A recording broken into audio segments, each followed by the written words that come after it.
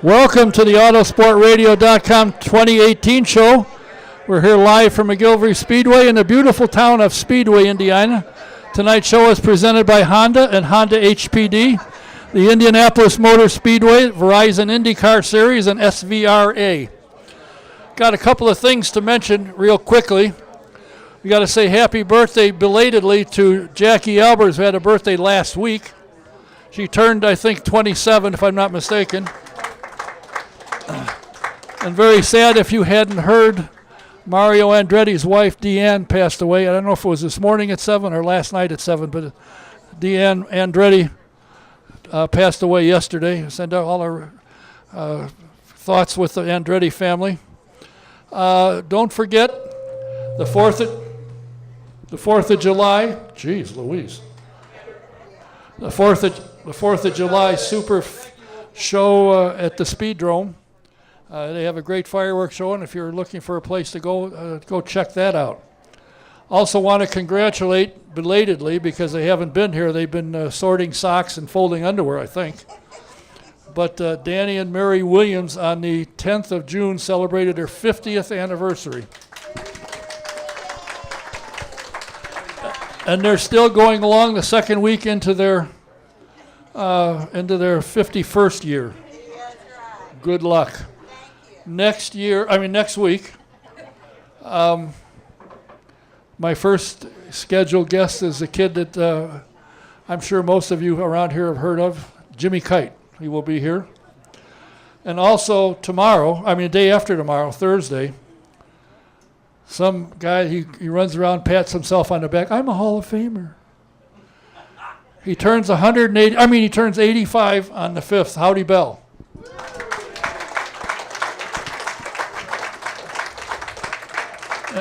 And I got to tell you, Howdy, you don't sleep any different than somebody that's 100 years old. Look the same. Upcoming this weekend, Friday and Saturday, the Iowa Corn 300. The first practice is on Saturday at 11:15 Eastern Time, and you can pick it up on IMS Radio Network. You go to racecontrol.indycar.com, and it will be there live and in color. Qualifications at 3:30 on Friday. On Saturday, and it'll be in the IMS Radio Network as well as NBC Sports Network. The final practice will be on the radio network at 6:45 p.m. Eastern Time, and of course the race is on the 8th at 2 p.m. Eastern Time. We broadcast live by NBC Sports Network and the IMS Radio Network. And should you have trouble with your computer, which seems to be a daily occurrence for me, I highly recommend Jack from Computer Overdrive. Give them a call. The number is 317-328-0766. He can fix anything. So if you got a problem, give them a call. They're on the northeast corner of Crawfordsville Road in Lyndhurst. And also at in Iowa, the glorious past at Iowa Speedway, the Classic Racing Times is presenting Classic Indy cars at Iowa during the Iowa Corn Weekend. Sunday, the Classic Times will present Classic Indy cars at Iowa as part of the Verizon IndyCar Series weekend. When Iowa hosts the 12th running of the Iowa Corn 300 on the 8th, the cars of the premier open wheel series in North America will be joined by the representative sampling of their ancestors. In addition to the classic cars at Iowa to the Iowa Corn 100, we will feature 2 on-track sessions ahead of some of the best IndyCar racing of the season. Featured, some of the cars will be there, the Bronner McGee Scorpion, driven by Art Pollard in 71, and the last front engine car to win the Indianapolis 500, AJ's 64 Sheridan Thompson Special. And also on display will be the number 16 leader card Watson Champ car built by A.J. Watson. Watson was known as the Wizard of Indy, where he built and dominated from the mid-50s to the mid-60s. Pancho Carter will be the special guest. Carter was the first Triple Crown winner in USAC history, winner in the 81 IndyCar race at Michigan, and the pole sitter of the 85 Indy 500. So if you're out there, you're going to go out there and look for this. Also got to mention quickly that Bill and Stephanie Throckmorton are owners of the Grand King Race Shop, and you can pick up 6 to 8 people at one destination and take a ride in their fabulous King limousine. We've been in it, and it's phenomenal. And JoJo's clapping here, and she hasn't even seen the car. They'll take you on a tour of the Grand King shops, a personal tour, and then go to the IMS Museum and Duman's Turn 4 restorations and deliver you back from where you started.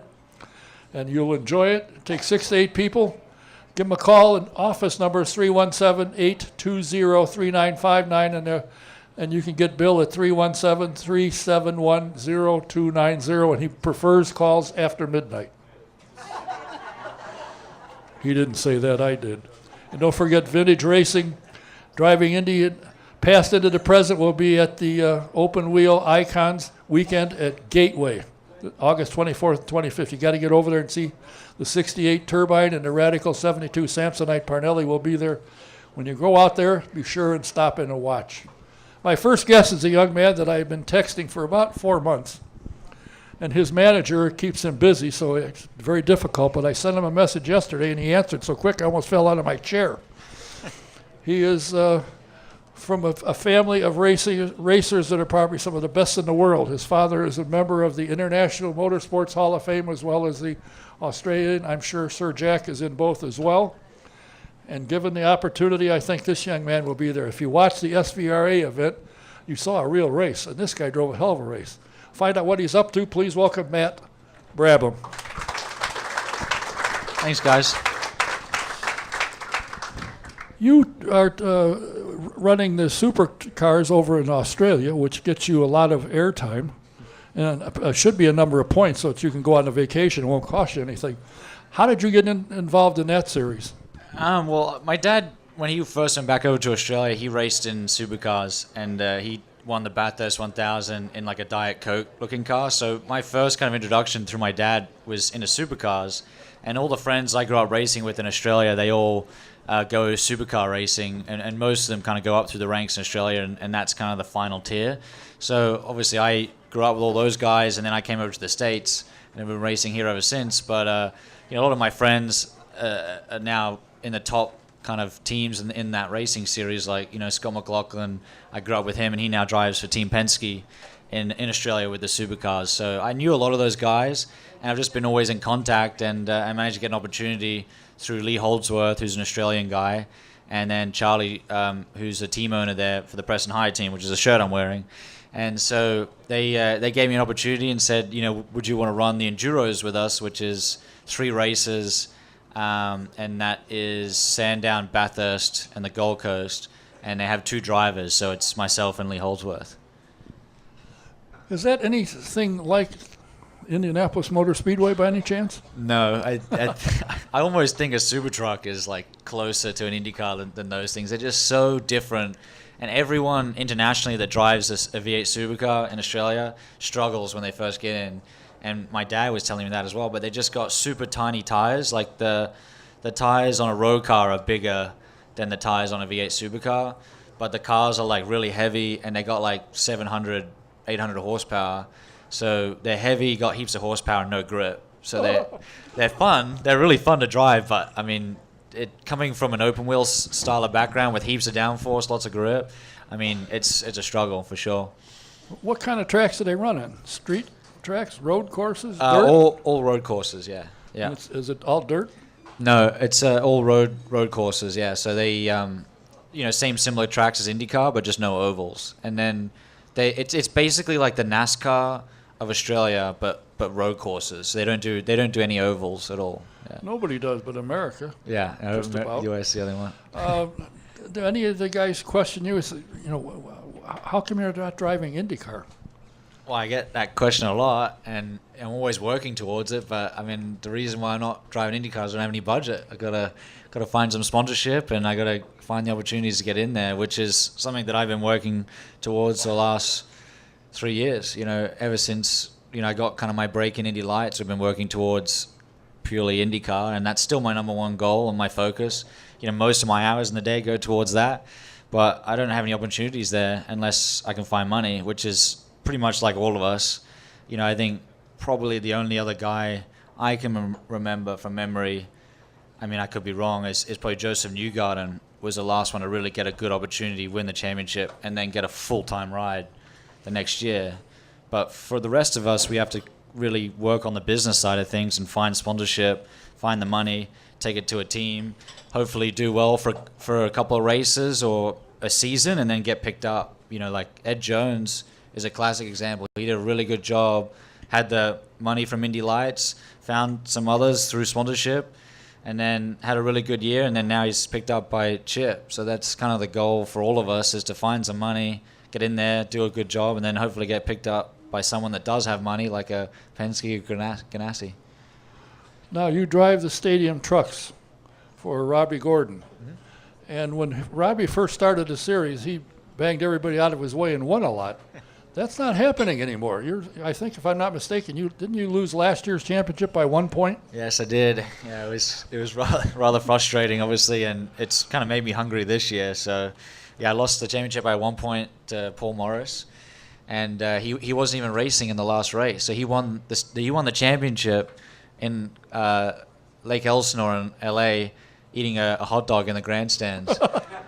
While I was out on the track racing, but we get along pretty well. I mean, obviously I was a bit salty, and it was just the way the rules work. You can put someone else in your truck, and they can get the points for you. So that's what he did in the last race, and they had like a gun torque champion that does those kind of races, and I'm not the greatest on dirt yet. I'm still getting used to the dirt racing, but yeah, they put him in, and he ended up nearly winning the thing. And then I had an engine, a belt come off the engine, so then the alternator died, and I lost the power steering, and the truck shut off and overheated. And then that was kind of my championship over. And then I was close in the last race, and then just missed out by 1 point. So frustrating. However, this year you're leading the points. Yeah, leading the points. I'm not gonna jinx it. Thank you. The interesting thing is, if you haven't seen these trucks run, they run on a paved street course, road course, and they put jumps in. Now, he's familiar with the last one I saw him. The hood flew up on the car. I'm sure Robbie did that. You couldn't see, and you only got half of the jump, so you flipped the truck. Yep. But the next day, when you're on the second one, you won that one. Yeah, so that was in Texas, and that was a crazy race. I mean, Texas was crazy enough as it is, because they had a gap jump where you jump over the track, and then trucks race underneath you as you jump over the top of them. Oh. And the way they build it is they put a big shipping container, and then they build dirt up the shipping container, and then put a jump on top of it, and then that's the jump. So we were jumping like well over, I think like 100 feet at least, more than 100 feet, and then it was like, obviously over 12 foot was the top of the jump, and we were hitting the 12 foot and then going higher. So it was pretty crazy and good fun. But on another jump, not that one luckily, my hood came up and I couldn't see. So I was like, what do I do? Do I pull in and lose all the championship points, or do I keep going and hopefully the hood flies off? And, race car drivers aren't very smart. So instead of doing the smart thing and stopping and letting the crew guys rip it off and finishing last, I thought I'll just go for it and see how far I can get looking out the side. And I came around a corner, and it was actually funny because, not funny, but it was interesting because I saw a white truck, and I was like, if I can follow this white truck and stay right, I can only see out the left side. So I had to keep on the right-hand side of him to see where he was going. And I was like, if I follow him, maybe I can just follow where the track goes. And he hit the jump, but he hit the jump on the right-hand side of the jump. And I'm looking at the left like, oh yeah, he just hit the jump. It's coming up. I think I'm going to be okay. And he hit it way on the right side. I don't know. Maybe he knew I was trying to look at him out the side, and he got me. But I hit the jump and then went on two wheels and then rolled like 2 times, 3 times, and then kept going. But the front suspension broke, so I couldn't hit any more jumps. So I parked it. And then we raced an hour and a half later after the IndyCar race, and they fixed that same truck, and then I won the next race. So, I mean, the trucks are pretty, well, it wasn't me, there was a truck. But the trucks are pretty sturdy, so they fixed the front suspension, and it was good to go. But definitely crazy racing. Super truck racing is entertainment for sure, but definitely fun. You're racing super trucks in Australia. You said enduro. Are they 12-hour, 6-hour, 2-hour? What? So the Bathurst 1,000 is 1,000 kilometers. So I think it's like it's not as long. It's not like an enduro is in like 5 hours or 12 hours. I did a 12-hour race at the start of the year at Bathurst, but that was a different race. I think I know that they're 1,000 kilometers, but I think they're like 3-4 hour races around about, similar to the 500, but with two drivers. Huh. What do you do? Obviously, you're on the move quite a bit because it's taken me 3 months to catch you. Yeah, I'll be in town. Unfortunately, I got 7 stops to make today, so I can't make it. Yeah. When you are here and you're not racing somewhere, obviously, do you work out? You go to Pit Fit and Pump Iron and. Yeah, I like to pump iron. Yeah. No, I went to Pit Fit a lot over the last couple of years. I haven't been back recently because I just been out of town so long. But I'd run pretty much every day, and then I work out at home and do my own thing recently, just because I travel. I think like this year I've only been home like 2 months, a month the entire year, a couple of weeks. Yeah, so it was crazy because I was in Australia the whole first half of the year, and then the super truck racing season started. So then I've just been straight into that. How long does it take you to get from Indianapolis to Australia? It's 4.5 hours to LA, Yeah. 4 hours from here, and then LA to Brisbane, it's 13 and a half. Oh, jeez. And then if we race in Perth, we got another 4 hours to go after that. Oh, But Jesus. it depends. So you can. It's right at the point where if you went through LA, over Hawaii to Australia, or if you go from Indy through Europe to Australia, it's about the same time. Oh. So So it's halfway around the world from here. pretty much, yeah. Boy. Does your name attract a lot of interest in the series? In Australia, yeah, Yeah. absolutely, yeah. I mean, it's obviously my grandfather grew up racing there. My dad did. He came back and raced supercars there for a little bit, and the Australians are very proud about their motorsport and stuff as well. So obviously, my family being Australian, we get recognized quite a lot over there, and for all the stuff that, especially my grandfather's done, for sure. Yeah, but I think he's in the International Motorsports Hall of Fame as well as Australian, is he not? Yeah, I know, and for sure the Australian one, yeah. Well, your dad's in the International, so I got to think Yeah, Sir Jack has got to be in there somewhere, absolutely, yeah. hiding. Is it tough to live up to the family name, or is it not that much pressure? You just go out and do the best you can. Yeah, just go out. I mean, I'm forging my own career, really. And, there's no real pressure at all. I mean, I get that question a lot where, I got big shoes to fill or whatever you want to say. But, I mean, my grandfather and my dad were just that to me. When I would go to Christmas, we'd play jokes on each other and prank and would, push each other around. And, we never, it's just weird for me to describe because it's just, even when my dad gave me advice, I'd tell him get lost because I would have that teenage reaction of you're my dad, what do you know? But he obviously knows a lot more than I do, so I better listen. But no, they're just my dad and my grandfather, and obviously they accomplish such amazing things in motorsport that I can never try and outdo them. There's something that my grandfather's done that will never probably be ever happen again in motor racing, and that's win a Formula One World Championship in his own car. So, Yeah. I don't think I'm going to be going out and starting an F1 team and winning in it myself. So, there's no pressure. And, the one thing I really want to try and win is the 500. And, partly the reason to that is obviously it's the best race in the world. It's the biggest race in the world. I've been in the US. I was born here. But because also, my family's won every other race in the bloody world. So they've won Monaco, Le Mans, Bathurst. This is the 500's the only thing that they haven't won. So hopefully I can add that to the family lineage. But we'll see. I got to get in the race first. Keep working on that. Well, don't give up, whatever you do. Have you got a pastor that you visit here? I know the story of Zach. Yeah, I know We're you do. really good Everybody friends. does. We're teammates in Lights, and that was a lucky deal. But he's doing a good job. Every time I see him, because I know how hard he works, and he gets a lot of flack, just because I don't know his size or whatever, or a lot of people don't. I feel like he doesn't get respected enough with what he's accomplished in the past, Zach. But I know he works harder than everyone, and that was the thing when I was teammates with him. He just outworked me almost, you know. And I learned a lot from him. And I've tried to take that for the rest of my career. But the longer he stays in IndyCar, the better he'll get, and he'll keep getting better because he works hard, and he has the drive. Like there's so many of us that have been knocking on the door for so long, and we just keep working hard all day, like trying to get that dream. That when we do get in there, I feel like the guys that are working hard and don't get the opportunity easy tend to do a really good job of like learning and getting up to speed and progressing. Whereas I think if you're given it easy, it's a little bit of a different story, but it's just the way it goes. I mean, Zach's going to be good, but yeah, I need to go to the church more often and hopefully find a similar sponsor.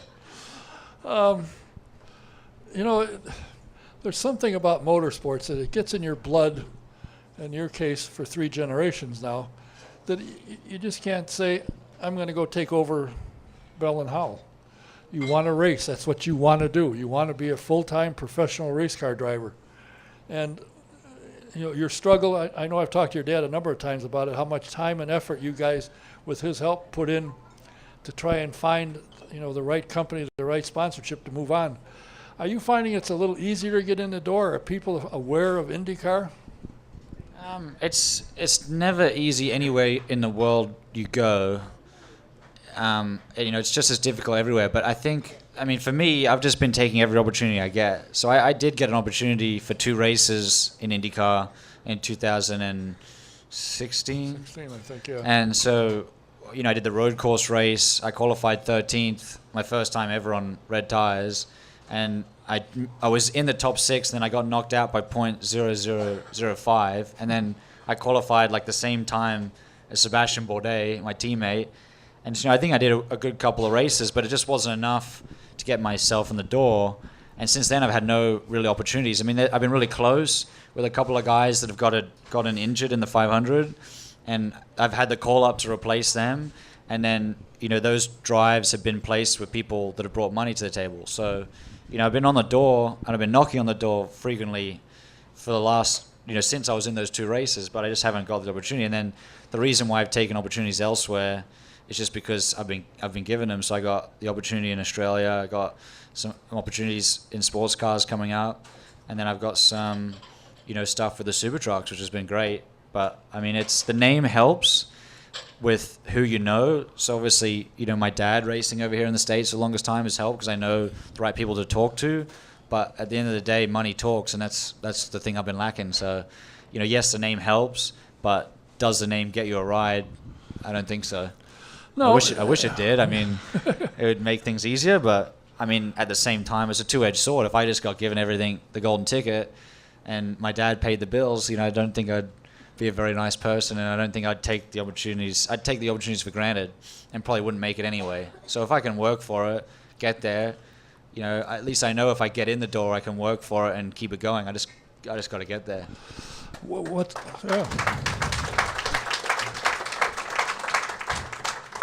What sports car events are you going to be running upcoming? We'll announce it soon. No, it's just. Sure, glad I asked. Yeah. It's nothing. It's not IMSA. It's the other one, Pirelli World Challenge. So we'll see. Well, it's a ride. It's something, and you know, to me, if somebody was looking to get involved in motorsports, you would be one of the people that you would look to because you have the obvious talent. You've done well in everything you've gotten into, including beating Robbie Gordon, which initially wasn't too easy. But you know, you keep showing that you know how to drive a car, whether it's on dirt or whether it's on a road course or whatever it is, you can do it. So I think, you know, don't give up, keep pounding, because one of these days somebody will open the door and say, "You're just who we're looking for." Why did it take me so long to figure that one out? Yeah, thank you. I mean, I think at the end of the day, if you can make a living out of motorsport, you're doing pretty well because there's not many people that do. And, you know, between the stuff that I do, between the super trucks, the supercars, and a few other things, obviously I'd like to be an IndyCar full time, but, you know, I'm still pretty grateful for where I am, and it's been good. I've been having fun, and I still got my girlfriend. She seems to still like me, so I must be doing something right. Well, I don't know. We'll have to discuss that one. Well, at least you don't have to say, let's go out to dinner, or we're going to the White Castle. You're a step or We're coming here. Yeah, Or it's good. It's yeah. great. Do you do a lot of press stuff when you go back to Australia? Yeah, absolutely. The guy that gave me the opportunity in IndyCar for the first 2 races, he actually owns the biggest website, like the Racer Motorsport, but for Australia, and it's the biggest motor racing news media site in the Southern Hemisphere. And so I do a lot of work with him, and the media is quite good over there. I mean, I think I don't know if you've ever seen like a V8 supercar race. It's not as good when it's televised here, but in Australia, that's the best televised series I've ever seen. Like, you have different cameras on the TV, and you click buttons and go to different onboards and stuff. So the media over there, and they're pretty savvy with all that stuff. So, I mean, when I go back to Australia, I'm gonna be really busy with all the media stuff for sure. Well, Absolutely. That's good. When you go shopping here, do you get recognized? No. Really? I don't. I mean, I'm not like a super famous racing car driver. I don't think I am. I mean, I can walk around Indy, and I could get away with pretty much everywhere except the speedway. And it's the same in Australia. Like, if I walk around town, no one will know really who I am unless I go to a racetrack. Then obviously everyone knows who I am. I think it's a little bit like that with. I mean, Indy's a different story growing up here because so many people go to the race that if you feel like an Alexander Rossi, like everyone knows who you are in Indy. But if Alex probably went to Australia and he was walking around the streets in all the towns, like no one would know who he is. And it's the same thing with me. Like if I'm in Indy, because I've raced a lot, did the 500, people recognize me. But in the street, outside of a motor racing environment, I mean, motor racing drivers, unless you're in like a Lewis Hamilton or something, they don't really get recognized too much internationally outside of a racetrack. Now, do you think the fact that you wear the glasses with the nose and the mustache, it helps people not know who you are? Yeah, I don't think I don't have that trouble yet, so I'm fine. It's all good. Does your dad he lives in town? Yeah. And your mom lives in town, I assume? Yeah. And they live here until they need a snow shovel, then they go south. Yeah, and then they get out of here. Sissies. Yeah. I was going to see if he wanted to come over and shovel my drive, but I guess I won't ask. He'll be in Australia, yeah. But what else does he do when he's around? Does he play golf? Is he a golfer? No. Pretty much my dad's life. I know he was on the show a couple of weeks, so I don't know the crap he was talking on me, but I'm sure he was, knowing us and how our family works. But yeah. No, he's pretty busy at home. So not all the time. Like we call him Grand Poobah Koala because he's a little bit slothy in the way he does things. But he's retired and he's finished his career. But he's pretty much flat out working on jet skis and then doing his SVRA races. And my mom is actually getting back into jet skis. And so we got 2 jet skis that Dad's built up from the ground, basically. And they're racing the same weekend as Toronto. So my mom's going to start racing jet skis again. Because my mom used to was a factory rider for Sea-Doo back in the day. And she used to do all the world championships. Huh. And so my mom is a crazy jet ski racer. And Dad builds all the skis and works on them. So that's keeping him busy. And we got no room in the garage. It's just engines and we're testing. And there's a couple of us. We actually got a race course up in Morse. And there's a couple of guys that have been involved in racing. And Tim Neff, he's a guy that races jet skis. And he's an IndyCar engineer and an Indy Lights engineer. And there's a couple of those guys. And we all go up and we race jet skis around a little buoy course and have some fun. So there was actually a funny quick mention that I think the team manager for Force India, he raced jet skis with my mom and Beth, Connor Daly's mom, and then that's how Connor, knew the Force India thing when he was over there and got to drive a car, and then so it's such a small world up in Morse with the jet skis and the motor racing, and as you know, everyone knows everyone, and yeah, it's cool. A couple of us that do it. Well, that's good. Got to keep you out of trouble somehow. So your manager doesn't get mad at you. She's going, yeah, got to keep him busy. Not you, 85-year-old klutz. I'm sorry. Well, I'll tell you what, I certainly hope that you don't quit looking because you never know. You might say to yourself one of these days, it won't happen, but I'll try, and that's the one that hits. Yeah. So keep plugging. Don't give up. You need to be in the series. I think you would be a great addition. You're obviously a talented driver, and who knows, you might do something like you said. Your father and grandfather haven't done. The only race they haven't won is here. It's your turn. Yeah. So go get them. Thank you. Yeah. Well, thanks for answering your text yesterday and coming in here. I appreciate Well, I can't blame Alex, but the first night we were hanging out with Courtney, and Alex was there as well, so he can back me up. We had commitments. I'm sorry. it. Yeah, okay. All right. Anything you say, I'll believe it. I appreciate you coming in and wish you nothing but the best, and keep plugging, because one of these days we want to say starting in the second position, middle of front row, you. Thank you. Yeah. That'd be kind of fun, wouldn't it? Starting the front row. Wow. You can do it. Give it to him. Good luck. Thanks for having me, guys. Appreciate it. Matt Brabham. Thanks for coming. Appreciate it. My other guest is here in the back. He can start coming forward if he doesn't mind. I know he's signing autographs. No surprise. This tonight's show is presented by Sam Pierce Chevrolet in Daleville, Indiana. You got to come to the country to see why the best prices are, in fact, in the country at Sam Pierce Chevrolet. You'll also see why Sam is always at the top of customer satisfaction. You just take I-69 north to exit 234, go east 1 mile, and you'll see him. He'll be right in front of you. You want to see what these guys like doing with the Indy cars? Take a ride in the Indy Racing Experience. It's home of the greatest, most exciting ride in America. And if you go online and book a trip, you need only go into the promo box and put SJ1 and you get a 50% discount. Or call 317-243-7171, ask for Shonda, and tell her SJ1 and you get a discount.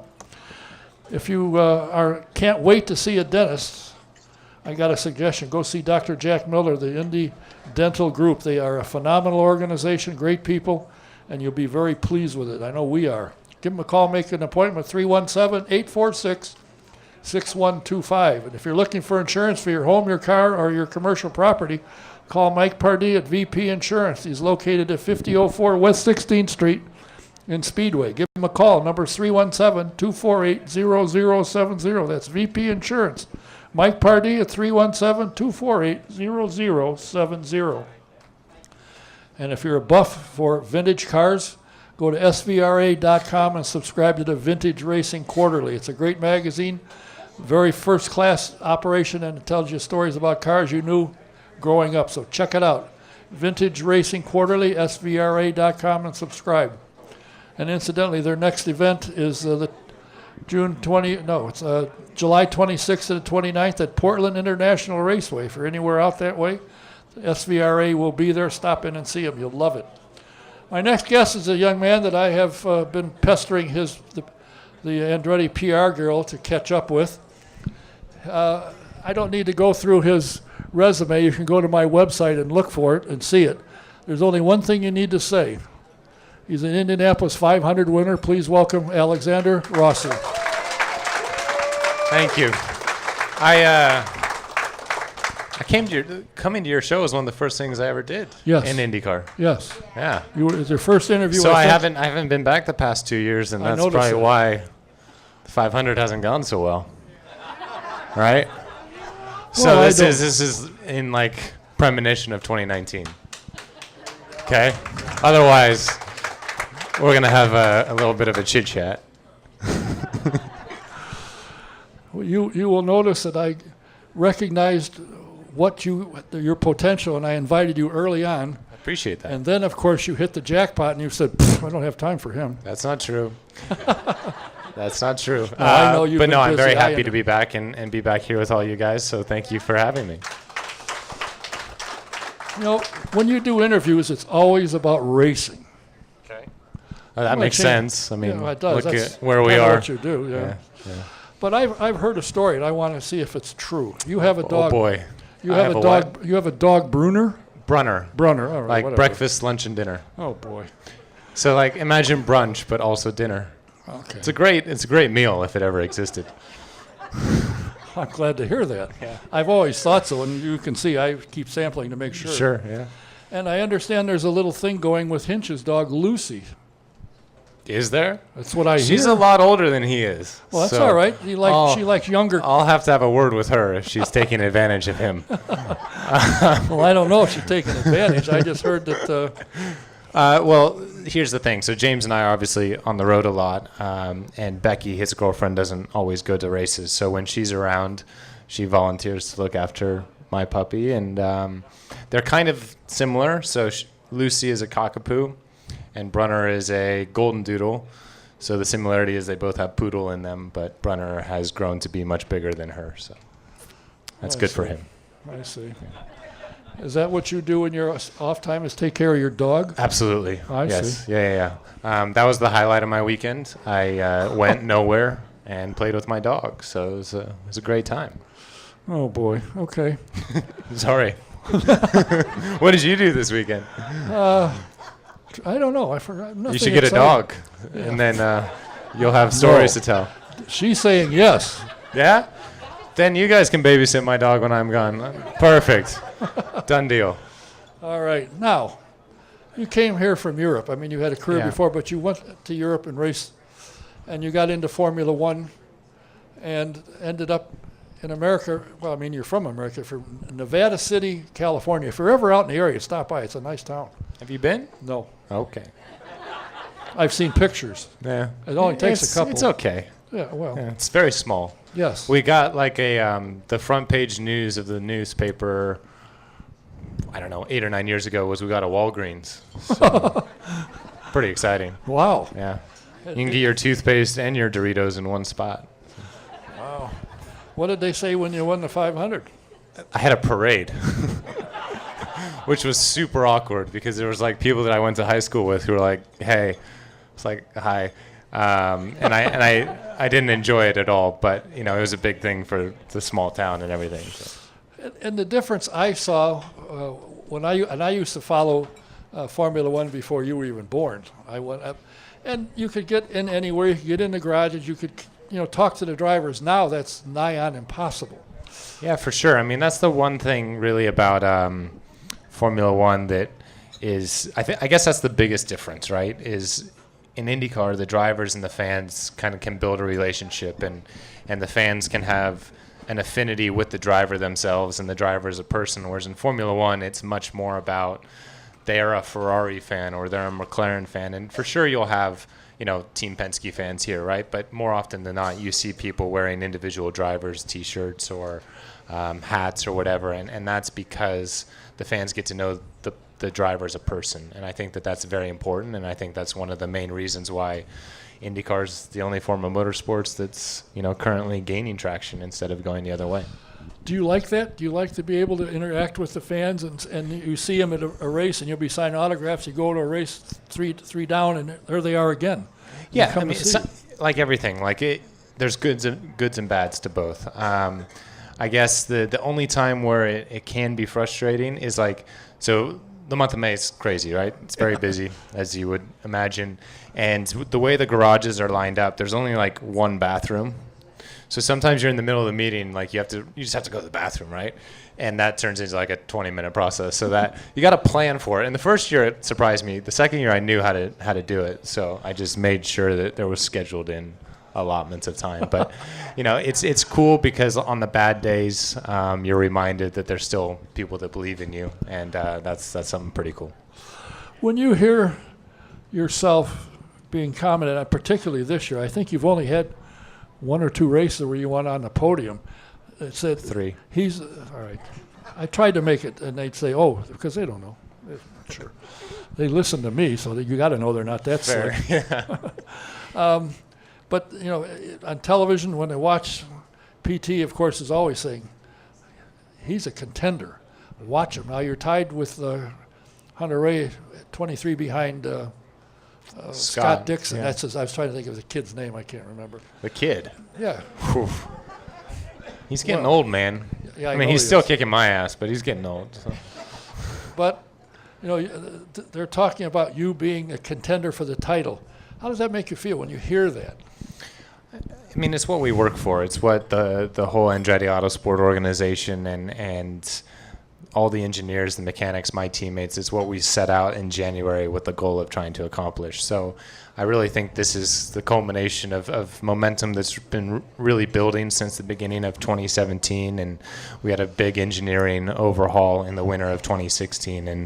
And a lot of things shifted, and we started to see the results of that on paper kind of the halfway through last year. So to be able to carry the momentum forward into this year with it being a new car, and with it being so competitive, I mean, there's been some rookies, obviously, that are challenging for race wins every weekend as well. It's been really nice to be a part of that. Ryan has also shown the strength of the team, and to be able to be fighting for a championship with a teammate is something pretty special, and hopefully one of us can bring it home for Michael. And obviously Honda has found us something, because they're up there. In fact, the three of you, top three in the points, are all Honda drivers. So you're doing well with that, and Honda has stepped up. Oh yeah, they have, but I think really they made their big step. From 2015 to 2016 was a step. 2016 to 2017 was massive. I think what you're seeing now this year is with the spec aero kits, there's just less separation from a drag standpoint. So Honda has obviously done a great job with fixing the reliability issues that we had halfway through last year. But I think in terms of performance, we've always been a little bit better than Chevy. We've just been able to show it now this year. How do you like the new car compared to last year's car? Do you like it where you have to drive it more? Yeah, I like it in some areas. I like it on short ovals and on the road and street courses. I don't think anyone really liked it at Indy this year, which was unfortunate. But I think there's a solution for Pocono. So, like everything, it's a work in progress, and they weren't going to get everything right on the first rendition coming into this year. So I think that they improved a lot of things that need to be improved. The spec aero kit aspect of it is fantastic. We just need to make the super speedways better, and if they can do that, then it'll be a winner all around. Well, I think they've been talking about making some kind of an adjustment with the car to eliminate the dirty air, where you can race a little bit better. For sure. I got a couple questions for you. Okay. From the peanut gallery out here. I don't know where this All came right. from. It said, will you drive in the USAC midget race at IMS before the Brickyard this September? Is that an official offer? Because sure, I will be terrible, but I'll definitely do it. I'm down to try. Actually, Robin Miller called me about it last week, I think, and asked if I'd be interested. So I said yes, and so we'll see what happens. Now, you don't think he's going to reach in his pocket now, do you? Well, we'll see. Oh, yeah. Got another question from a young lady out here, one of your super fans. And she says, what was going through your head on those restarts and those crazy passes during the race, the 500? Well, not a whole lot. The first one was kind of just there was a window of opportunity and something that I thought might work, and it did. So that was kind of a relief, honestly. So the second one, I was much more confident with what was going to happen, and it was more of a less of a dice roll, we'll put it that way. But at the end of the day, I had an awesome race car. We were fast through the whole month of May. We weren't Carpenter fast, right? But we were easily a top 9 car, and we had that problem in qualifying. So I had a lot of confidence in the car to be able to go forward. But the restarts are obviously a chance to get more than 1 or 2 cars. So we did that, and it worked out, and I'm glad that I had an onboard camera so people got to see it. Obviously, you're enjoying racing in the IndyCar series. I mean, there's a talk last year about you possibly going back trying Formula One, but it seems that you really enjoy what you're doing. Since you won the 500, if anybody says you don't know anybody outside of town, I think they got to be kidding. Because if you're a 500 winner, the world knows that. Sure. I mean, I don't see myself going anywhere really ever at this point. So thank you. And that's a lot to do with the series. That's a lot to do with the team. That's a lot to do with the people that I've come to know in this town. And I'm at a place in my career and really in my life where I haven't been before, and IndyCar has afforded that to me. And I show up to the racetrack happy to be doing what I'm doing. So you're absolutely right. And I couldn't see myself anywhere else, and I hope to be here at least until as long as Scott the kid is, I guess. You know, the lifestyle, not the lifestyle, but what happens on a track between Formula One and IndyCar, and you've adjusted to that. I know when I had you So here, it took a little bit, but we got Yeah, there. yeah. when I had you here the first time, one of the secrets that I learned early when I started doing this about 55 years ago is you got to ask a question that there's not a yes and no answer. You've got to have an answer. I had Dan Weldon. His first interview he ever did was here. I watched him practice. I said, "This kid's got it." I invited him, and they said, "Who the hell's Dan Weldon?" Wait. So he came in here. It was a great interview. In fact, the last interview he did was here as well. Now, I hope this isn't your last one here. Same. But, you know, what is it about racing? Racing. It's a dangerous sport, but for a fan to watch when you have close passing, a lot of competition and passing and so forth, for a fan, it's great. What's it like sitting in the car?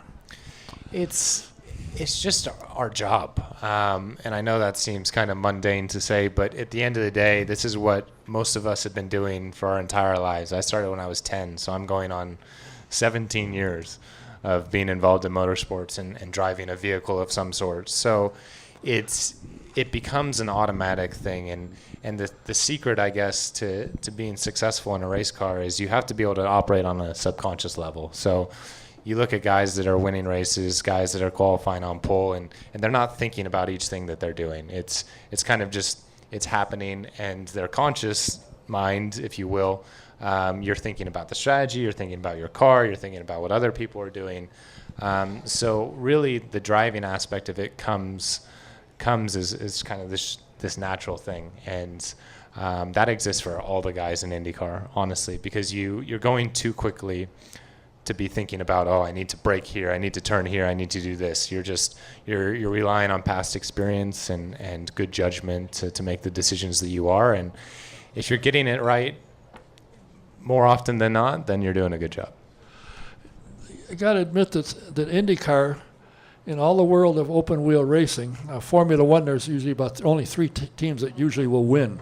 Here, there's 15 that can do it. Yeah, and that's what I love so much about it is everyone has a shot to win, and you really have to be at the top of your game every single session, every single lap that you're doing to beat these guys, because in F1, if you have a good car, you're just trying to be your teammate. Whereas here, I mean, despite there being discrepancies between teams, at the end of the day, pretty much everyone has a shot to win, and so you're having to beat 18 or 19 guys. And I'd like anyone to try and name another sport where that's the case. Because if you look at like baseball, if you have a 500 season, that's pretty average.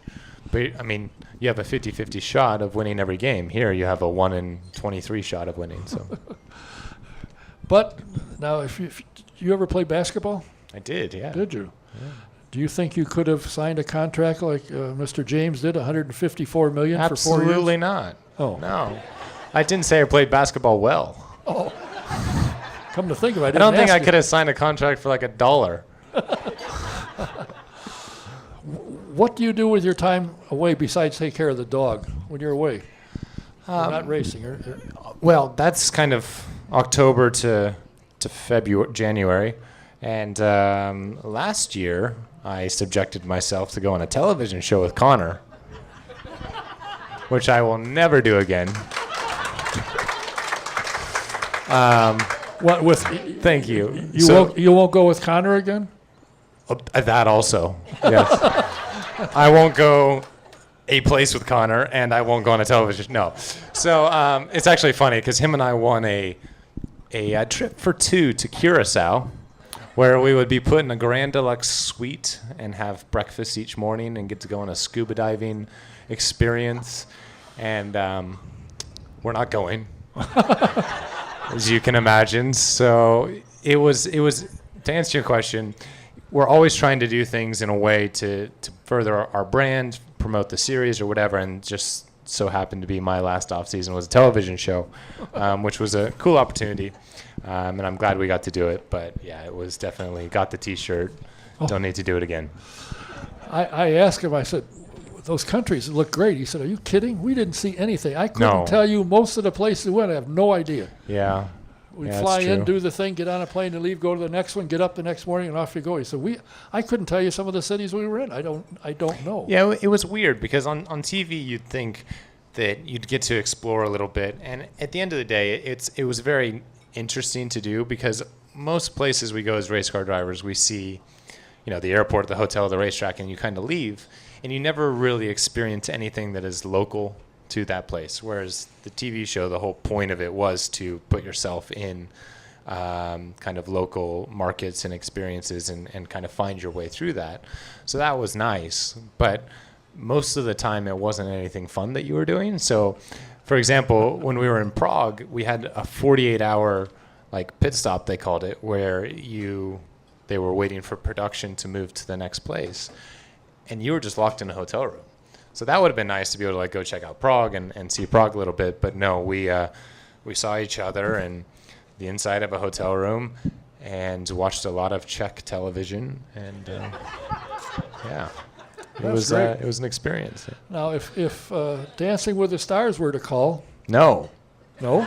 because if any of you watched The Amazing Race, you saw me and Connor try and sing and dance. And I would not do as well as anyone. I think if anyone watched James's season and Governor Perry was pretty bad, I would still be worse than him. So no, I'm not doing that. Oh, okay. Well, I just thought I'd ask. Thank you. Do you make a lot? You make a lot of appearances in the off time, I'm sure. And Yes. Napa has you places and speaking. Is that a fun thing to do, to get out and talk and make appearances and sign autographs day and night?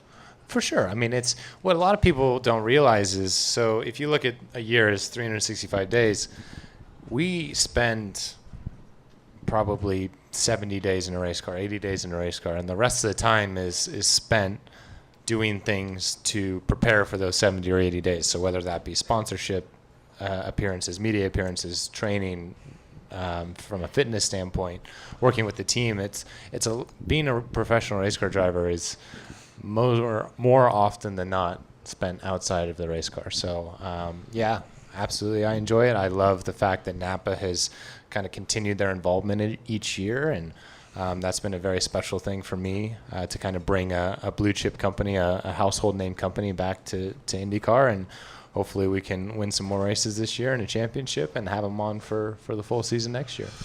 The interesting thing is you're the first American to win the race in your rookie year since 1925. And I've listened to, was it last year? I think they came out with a video of the last 10 or 15 laps between you and Brian. And Brian's telling you got to do this and you can win. You got to be kidding. No. Yes, I did say that. Among other things, yes. Yes, among other things. Yeah, it's true. It's I got a bunch of people to buy that tape. I said, you're not going to believe the conversation between Brian's telling what he can do to win, and Alexander doesn't believe it. Thinks you got to be kidding. But I he was still right. don't believe him. But you got a baby Borg sitting somewhere in your house that says, yeah, you did. It's actually gone. It went to get cleaned, and it's been like 6 weeks. So I should probably check in on. No, it's been like 2 months. So I should probably check in on that. That's a good idea. Very good idea. Yeah. Well, I have to thank you, and I want to thank Brittany for making this happen, because she contacted me and said, guess what? He's open on Tuesday. She hasn't been lying, man. I am never here. Oh, I know that. I'm Okay. not saying So she is, but I'm I just... glad we made it happen. And she... It's been on the top of our list. oh, yeah, I'm sure. Don't worry. No, I'm serious. Tuesday. I just haven't been here on Tuesdays. And she sent me an email and said he's available 4/3. I said, really? That far ahead? I said, you mean 7/3? Oh, yeah. She said, it's Friday. My brain's not in gear. It's weird because she took last weekend off. So Yeah. yeah, well, we're gonna start calling her part time. there you go, yeah. And you're the lady that guides you around is Lisa Markle. Yes. And Lisa's been on my show a couple times. Oh, has she? Oh, yeah. Oh, yeah. Oh. Yeah, so you can say... I'm gonna have to call her after this. There you go. See what she had to say. What did she say? Actually, tell me some dirt about Eliza. No, there's nothing. Have you- There's some. Not that I know of. Okay. I'll make something up then and say you said it. Yeah, there. That'll help. But thank Brittany for me, if you will, and course. tell Lisa I said hello. Have you Absolutely. been up to the town named after her family yet, by the way?